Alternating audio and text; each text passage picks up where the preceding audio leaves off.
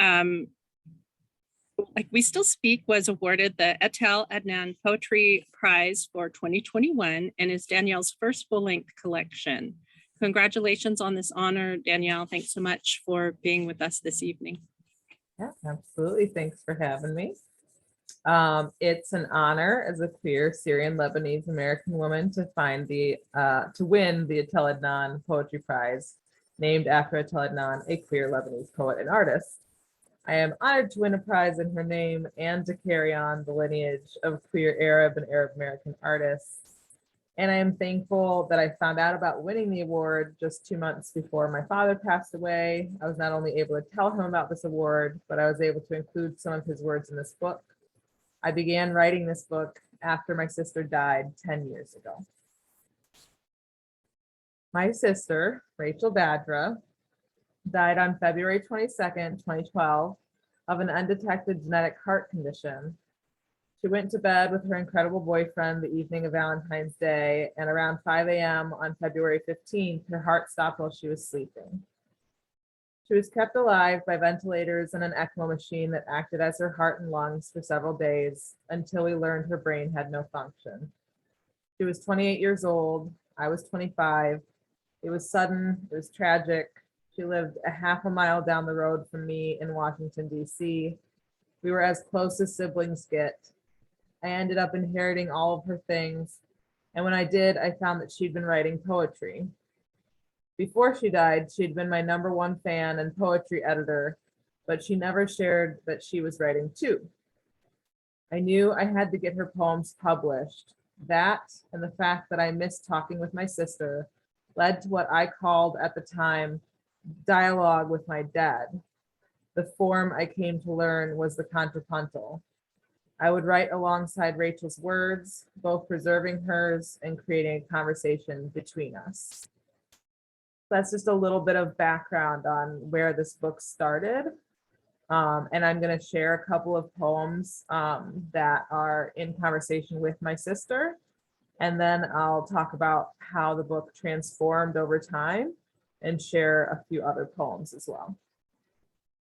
So in this slide, though, you can see this is me and my sister throughout the years. So, okay. So I'm going to start by reading Sister, Sister from my book. And this is the one poem that I have to read actually from the book in front of me because it's over several pages that wouldn't have fit on the PowerPoint. So, all right. So this is Sister, Sister. And I want to point out a couple things actually before I start reading it, which is that if you end up buying this book or if you have it already and you read this poem in particular, which is the opening poem of the book, the whole right-hand column of this poem is a poem that Rachel wrote for me for my 23rd birthday as a present.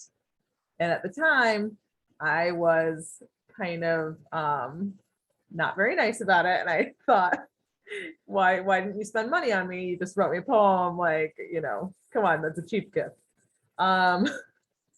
However, in retrospect, I'm so thankful that she did. And I'm thankful that I was able to turn that gift that she gave me into the opening poem of this book. So, all right, this is Sister, Sister.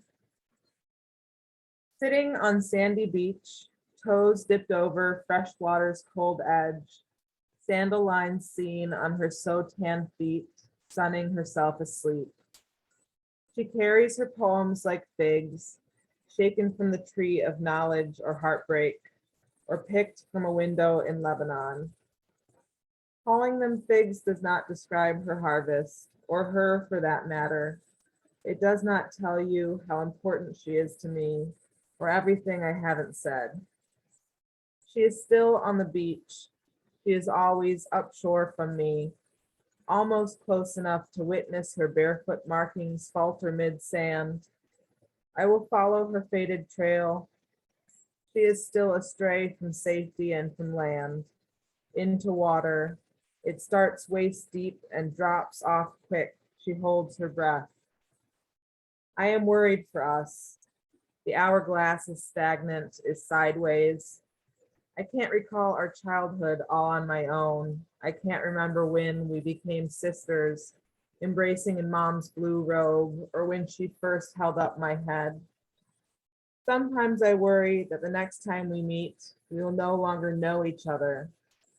She will dream in idioms that I don't understand, or she will not understand why my fire has never burned as fiercely as hers.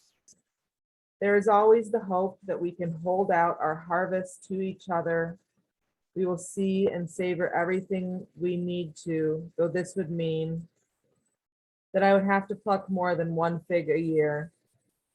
Photographs are not sufficient to tell her story. I know she loved me eventually, but love was after worry that I'd be better loved than her. Snapshot of two kids piled up on a paisley couch with mom euphoric. There are parts of her that I will never know, or if I did know, they would not mean what they should. She has outlived what I wish I could take away from her. What hurts most was left unresolved. There will always be this fig sitting in my stomach rot, undissolving. She is not to blame. I am not to blame too. If she can read this, she is haunting my hands, trying to talk or type in times to what she was. I am sorry if I'm wrong. It's been so long since we last laughed together. Was it February when we FaceTimed 4 years ago? It was her smile that made me cry. I would if that wouldn't take away her fire, which is something I could never do. I only hope that her harvest will not become like dead birds swollen with guilt and decomposition. I hope that it will remain like figs to her, nourishing if small and beautiful despite the heat of the sun. I hope that she will grow like the fig trees that live in her, through cracks in the earth's rind. I sobbed over the color green this morning. Olive bikini at the bottom of her plastic tub of summer clothes that looked better on her than me. She always knew how to dress me, how to braid my hair like I braid her words, like we still speak.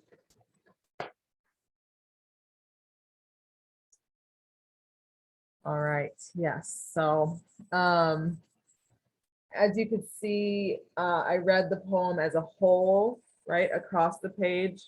But part of so that's kind of the dialogue portion of the poem, right? But you can also read it on the right and the left-hand side. And that is what you'll see a lot throughout the book is this, well, this is not a contrapuntal poem itself, but that concept of having there be multiple ways of reading a poem continues throughout the book. For example, this next one, the Phillips Collection, which is an art museum that Rachel worked at and was working at actually the day before her heart stopped. So on Valentine's Day of 2012, she worked at the Phillips Collection her last day. And she had a small black moleskin book that she wrote a poem in. And when I was at the hospital, this little moleskin book was in her bag and I found it.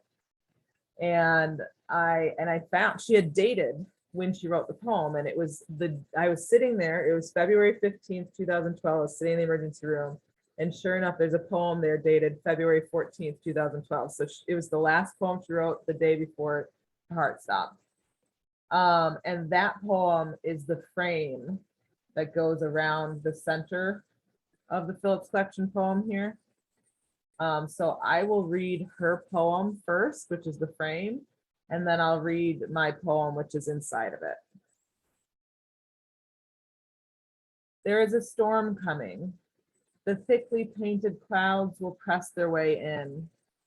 Your house, sunlit in its glossy whites and blues, will be blotted out, darkened. There will be no room for light in your halls. The greens and reds of the flowers will fade, if not fall away entirely. There will be only gray left, gray scooped out with a trowel, pasted on. You will breathe it in. It will fall on your children as you kiss them goodnight. They will carry it with them. There was a gray painting on display that day, a traveling exhibit she was told to rotate through, monitor the artwork, make sure it isn't touched, tell everyone to just breathe it in. She worked her whole life for this moment, the chance to stand and study light, the way it forms pigment on canvas, a white wall in an old windowless room. She prayed for this perspective. Her heart pasted on with a trowel. She always knew there was a storm coming. One she had met before, been soaked by such torrential, she walked around prepared for it. Pen ready and paper, she sheltered her words close. She must have known this would be her final rock, though. Her last time worshiping in the stark open chapel, a poem in the black book she kept in her purse, she carried it with her while she worked the collection, guarding art and guiding art lovers. Where the greens and reds of the flowers will fade, sunlight is carefully located. The thickly painted clouds will press their way in, will rearrange the way she lived, so close to vibrant colors, her arm hair electric, her skin aglow.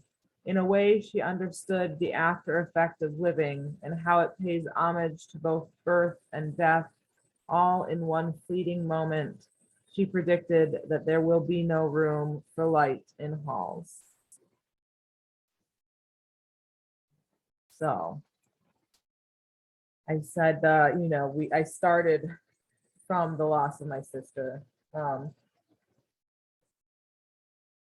And then as I was going through my MFA program, a few years after my sister died, I was challenged to write outside of the contrapuntal form, but to also write with other people in the contrapuntal form, to stop just writing with my sister and see who else I could write with. And so I created a thesis project where I sent out a call for submissions, and it was to friends, to family, to artists, to anyone who had some sort of story of existing within a borderland or on the margins. I was looking to explore a marginalized space in the conversations that I held. So part of the call, I sent out this quote from Gloria Anzaldúa, which is, "A borderland is a vague and undetermined place created by the emotional residue of an unnatural boundary. It is in a constant state of transition. The prohibited and forbidden are its inhabitants. Los atravesados live here. The perverse, the queer, the troublesome, the half-breed, the half-dead. In short, those who cross over, pass over, or go through the confines of the normal. From this marginalized space where the half-dead converse with the queer," this is a direct quote from what I was asking for. "I will lift phrases or lines from the source to be interwoven with my own words to create a conversation, tension, and an exploration of meaning. I want your poems, your sculptures, and your musical tracks. I want your drawings, your paintings, and your favorite recipes. I want your photographs, your nonfiction, and your fiction. I want whatever form of art is best suited to your creativity, and creating a thesis project that is entirely collaborative." So that was the call. And I received about 40 submissions. Not all of them ended up making it into the book, but I did attempt to create poems from everything that I received. So this next poem is one alongside one of my MFA poetry cohort, whose name is Rhodes. And their submission is on the left side. The section of the poem that I chose to use is on the left side, and then my response is on the right. So this is Mother Once Told. And I'll read both sides and then I'll read them together. "Head of black curls once told me we are like the rhododendron, which blooms large, bright, and heavy in the woods, belonging to the far place where the sun rises, even if everyone has forgotten. Whose shoulders are load-bearing, once told me Struggle is a noun we carry with us in pockets of shadow where light never pauses. I watched my sister die beneath the moon still shining, her shoulders still. I held her up. Head of black curls, whose shoulders are load-bearing, once told me we are like the rhododendron, once told me struggle is a noun we carry with us, which blooms large, bright, and heavy in the woods, in pockets of shadow where light never pauses, belonging to the far place where I watched my sister die. The sun rises, even if beneath the moon still shining, everyone has forgotten her shoulders still. I held her up. So you can see a little bit of the actual contrapuntal work happening in that last stanza there. And then this one is a very, very straightforward contrapuntal poem with my now wife, actually, a love poem. And her poem is on the left-hand side, and mine is on the right. So I'm just gonna read this one straight across. But if you end up with the book or if you already have it, I highly recommend reading it in all of the directions because you get a little bit of something different each time you read it. So, all right, love poem. We eat orchid for breakfast, a rosemary olive oil toast. This love is an outlier. This loaf is still soft at the center. Interpreter of my size, you ask, 1 or 2 slices, Habibti. What is it? You say you see mold on the crust. When I bought the print of 2 women, you say throw the whole thing away. I didn't yet know it would be of us. I cut the crust off and feed us anyway. My heart, pumpkin buttered in late autumn. Trouble builds above our valley. We survive on the slight rot of winter. Beloved, your neck is soft and sweet. You who display Gerbera daisies in the morning, at my bedside in an old sake glass. The image is usually of rock, balanced on the brink of catastrophe. I see a feather. You are graceful with your loss. Your willingness to be your fruit cord. I am blown in the wind of my grief, always decomposing. My mouth moves anger, your mouth moves night, but means to say gratitude, but means to say luminous. You cannot, will not. I have to relive that lunar cycle. Luminous point, incandescent. You and I are moonshine. A star is both light and balm. The stuff gold is made of. All right, so I've just got a couple more poems I'm going to share with you, and then I'm going to open it up for questions. This one, Elegy for the Eldest Daughter, incorporates a Facebook post that my mom made on my sister's wall a few years after she passed. And the quote used to be italicized throughout the poem so that you could tell exactly what it was, but the italics have been removed. So I'm going to tell you right now that the original message my mom posted was, always on my mind, forever in my heart, cardinal out the window, wondering what would be in your life now, love you. So this is Elegy for the Eldest Daughter. Always, mom's kitchen window latched shut above the sink. On the ledge just outside, sheltering wisps of snow, my mind frozen solid or a slow drip. Forever, the Christmas pine is nearly naked from frequent ice storms. In sharp wind off Lake Michigan, limbs lash against the fence line, my heart, a twisted metal boundary defining the backyard. Cardinal, where we worked ash through calloused hands into topsoil. Wooden box filled with bone fragments left open. The window latched shut beside a garden where we planted blue lilies. When the moon was full and the sun stayed up past 10, blinking stars settled in the bark-stripped branches before flickering out as fireflies across a frog pond that was once filled in with fat koi fish. Black, white, bright orange. Your life, a gray heron stealing breakfast before full morning, now a graceful felon inflicting loss. Roost of red-crested birds disturbed along the laundry line. Cardinal wings cut across the blinding white. Take a sip of water here. My words are getting all jumbled. All right, so, and this last poem that I'll share before I open it up for questions. I mentioned at the beginning how I was able to share this award with my dad before he passed. At the time, he was battling dementia. And he kept saying all of these really momentous things that they were fragments, right? It sounded like he was about to say something really profound, but he couldn't finish it.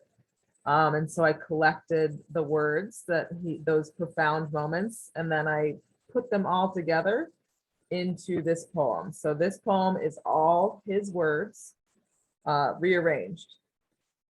So this is Gazing at the Unforgettable, Baba's Fragments. Well, hello. I never know what I'm going to know next. Unscrew my hands and wash them. Ergo sum qui sum. There's too much history here. You know, of course, that you are the epitome. I'm glad that you were born the way you were and that you were born. This is the part in the movie where we cry. There are times that touch. This is one of those times. Eventually, we'll get the wallpaper. I'm gonna miss this place. When I first came, I learned church. Command me, command me. I was crying last night. All of this had to mean something. I know exactly how I'm going to sleep tonight. The first thing I do when I wake up is go back to sleep because I don't want to wake up. I don't want to get rid of you. Good night, sweet princess. Bricks and stones may break, but when it's warmer, I will walk you around the villa. When I walked into the earliest place, well, I thought, do we know what we know? I don't know why, but I love you. I don't know what to say when I pray. Spread yourself 1,000 ways. Take me with you. And that's the end of the PowerPoint. So. Thank you, Danielle. That's just beautiful. I will start off with a question. Are there any plans for you narrating an audiobook of your poems? Oh, I don't think there are any plans right now, though I would certainly be interested in that. I enjoy listening to audiobooks, so I think that would be a fun experience too, because people who are unsure of exactly what direction in which to read these poems could have a bit more direction. I know at AWP a couple weeks ago, someone from University of Arkansas Press was talking about how some of their books do make it into audiobooks, but it's kind of random which ones are selected. So, yeah. Well, it really, just hearing your voice read the poems just breathes even, more meaning and more life into them for me, even though, I read them maybe out in the wrong direction. I don't know, but I don't think there is a wrong direction. And that's what is so, wonderful. Part of what's so wonderful about this collection. But yeah, you'd get my vote for narrating audiobook your poetry. Okay. If anybody asks, I appreciate that. I'll pass your note along. I'll write you a note. I was gonna say there's a former college professor of yours who's developed macular degeneration and she can't read, and she would really like to have an audiobook of your book, as you already know, Danielle. Well, I will let my editors No. Say that there have been requests for this. Yes. There's high demand. Yes, high demand. Yep, yep. Yeah, so kind of joking about, not knowing which way, or there's no way to, wrong way to, or direction to read the poems. It really does change, if you read it in a different direction. You just get something different out of it, depending on which way you choose. And, that's just another kind of, I don't know, metaphor for life. You don't know what's going to happen. And, you choose one thing and you get this out of it. Yeah, it's that they're just really beautiful. Thank you. Thank you for that. And you have a very creative family. Yeah.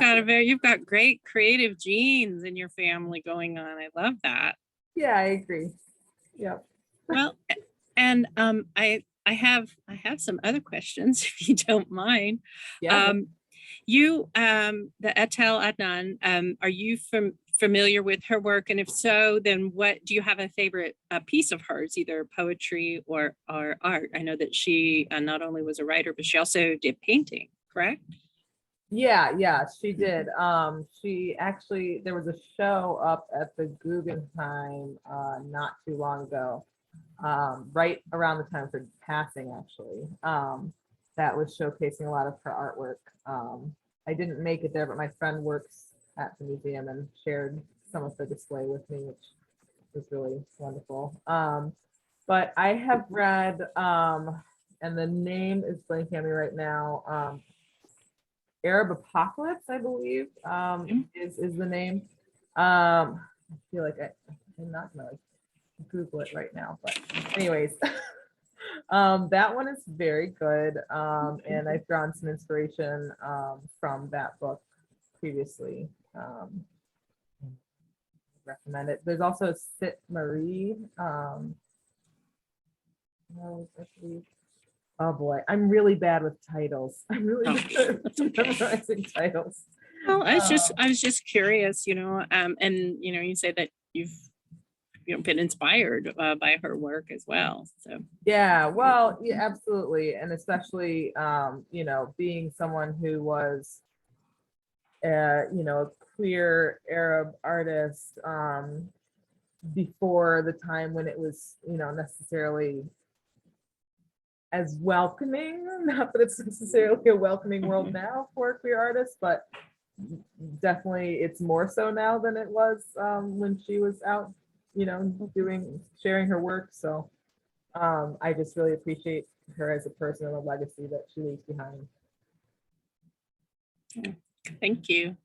And I have another kind of artistic question about the cover of the book. Where did this cover come from? Were you involved in that? Is that a piece of your work? Or yeah, thank you. I mean, because it's so indicative, with the shadow and the duality going on there. Where did the cover come from? Yeah, that's a great question. So I worked with a cover art designer from University of Arkansas Press who presented a lot of different images to me. And initially a lot of them had kind of death themes. They were like gray, or they had skulls, they had like moons, and while I see why those were suggested in my book, I kind of pushed back and I said, there's also a lot of life and color in this book, and that's more of what I'd like to highlight. There's one poem, Ode to Onion, that has an image of my sister and I making shadow puppets in the closet of our grandma's house. And so I think that is what the artist, the cover designer ended up turning to find artwork. And they found this piece of art, and I said, yes, exactly like you said, it speaks on several different levels. Yeah. There's the hand that's doing the talking, there's the shadow that's telling the story, there's several different layers to it. And I love the color pink, so. Yeah, I do too. I like it. Yeah. Yeah, it's just another excellent component, to the book altogether. So Yeah. I was curious about that because I know sometimes if a book, an author might have a book illustrated, even sometimes they don't have a lot of input as to, maybe some degree of input, but I was just curious where that came from. So thank you for answering that question. And kind of leads into one more before I before I stop talking. So the different directional, the frame around the one poem, the columns on one side or going across. Were you given, pretty much free reign on how you wanted to do that? Or did you get any kind of pushback from any editors about, you should or shouldn't be doing things this way or that way?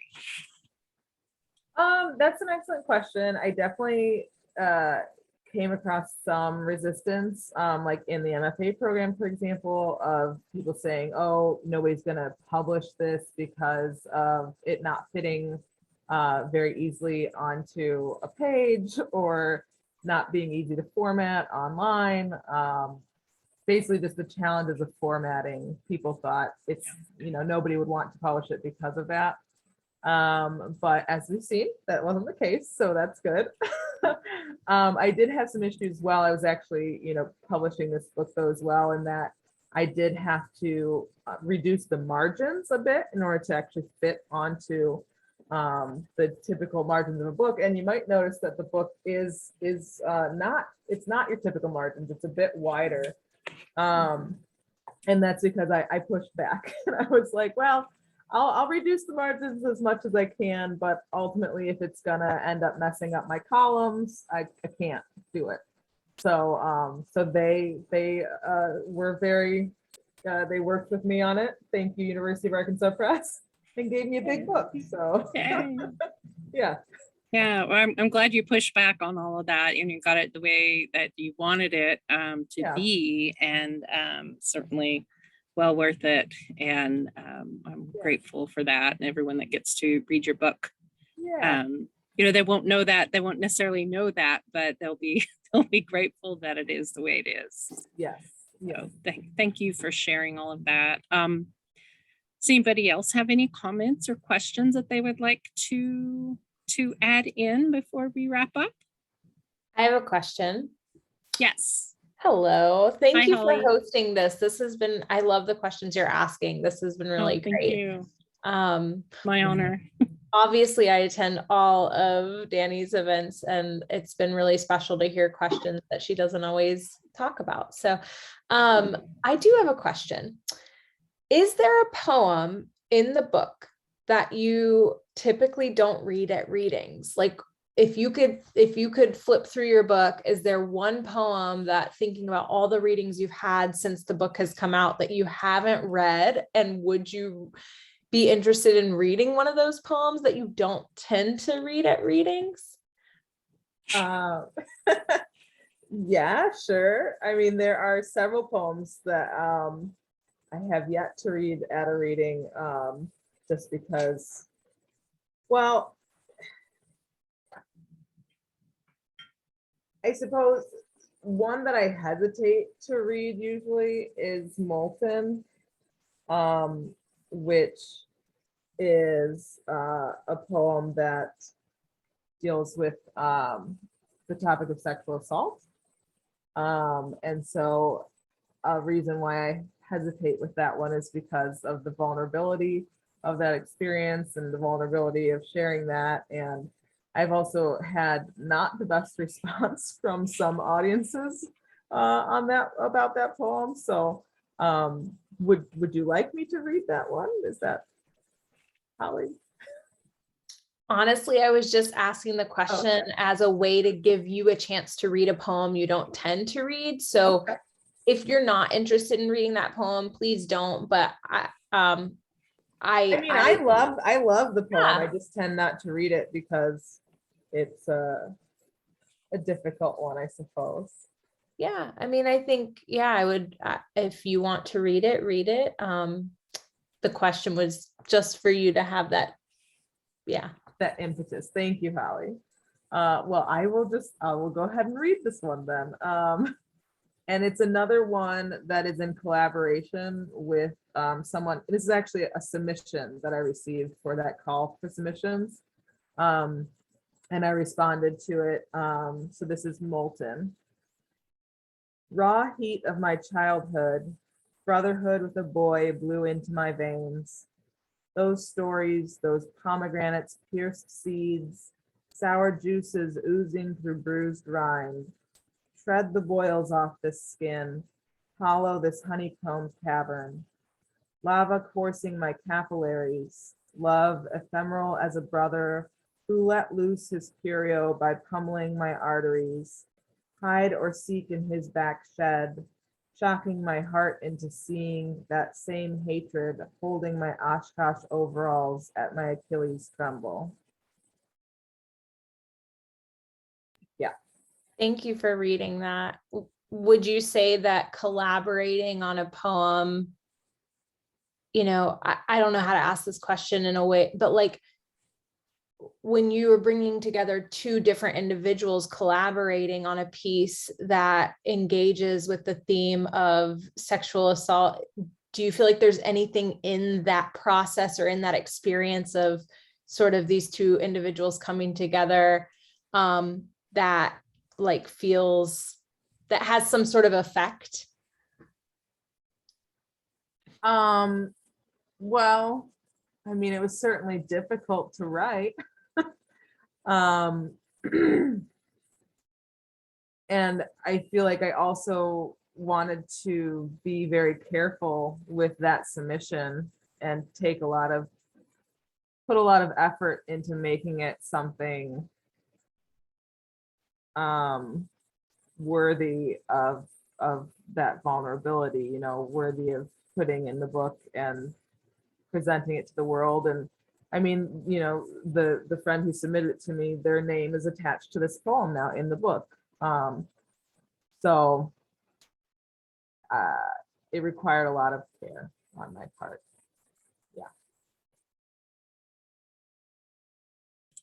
Yeah, I agree with Holly. Thank you for sharing that and the story behind the poem as well, and for feeling that you could read that. That's a great question, Holly. Thank you. Good. Any other comments or questions for Danielle? Or it looked like the one other person who Yeah. had commented that they were excited to read the book and that they had to go. So they had to skedaddle. So yeah, I see that. Well, that's too bad. Well, I think I've asked all of the questions that I had in advance, and you asked great questions. Oh, thank you. Yeah. Thank you. I just, I read the book. Of course, we have it at the library, and for people to check out. But also, I can put up my slide here, but I think everyone probably already knows this. I'll try to share my screen if that's all right. Yeah, go for it. See if my little slide will come up here. Ta-da! I was just gonna say that we have an independent bookstore here in Fayetteville, and it's called Pearls Books. And for anybody in the program tonight or anybody listening afterwards, you can contact Pearls Books and they can get you a copy of Danielle's book, or you can certainly get a copy through the University of Arkansas Press through their website, and I've included their 800 number there too. It's just so wonderful. I'm so glad I had a chance to read it and work with you, Danielle, and bring this program to the library, or through the library, virtual, I guess, is through the library, and have the opportunity to host you and listen to you read your poems. They're just beautiful. And again, congratulations on the prize. And I look forward to hearing about the audiobook that you'll be putting out. Yes, I look forward to that as well. And I want to thank you for hosting this event as well, and for asking such wonderful questions. So. Oh, well, you're Yeah. welcome. And thank you. With that, I guess we'll go ahead and call it an evening and say good night. And thank you, everyone, for being here. It was a pleasure. Thank All right. you. Thank you so much. Take care. Okay, bye-bye. Bye.